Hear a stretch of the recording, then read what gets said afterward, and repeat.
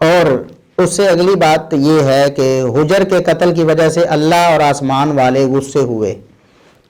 دیکھو کیسی کیسی روایتیں بنائی گئیں کہ حجر بن عدی جب قتل ہوئے تو اللہ بھی ناراض ہوا اور آسمان والے یعنی فرشتے بھی ناراض ہوئے.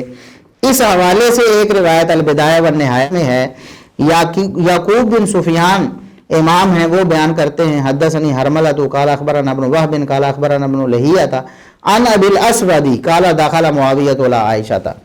یہ روایت ہے کہ عائشہ رضی اللہ عنہا نے پھر بیان کیا کہ میں نے نبی کریم صلی اللہ علیہ وسلم سے سنا کہ عذرا نامی مقام پر لوگ قتل کیے جائیں گے، ان کی وجہ سے اللہ رب العزت بھی ناراض ہوگا اور آسمان والے فرشتے بھی ناراض ہوں گے.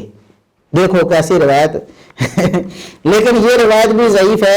ابن لہیہ جیسے مختلط ہے ویسے مدلس بھی ہے اور اس روایت کو ان سے بیان کر رہا ہے. مرزا صاحب مدلس کا آنا وہ قبول نہیں ہوتا. اور اگلی علت اس میں یہ ہے کہ ابو الاسود سے لے کر معاویہ رضی اللہ عنہ تک سند منقطع ہے.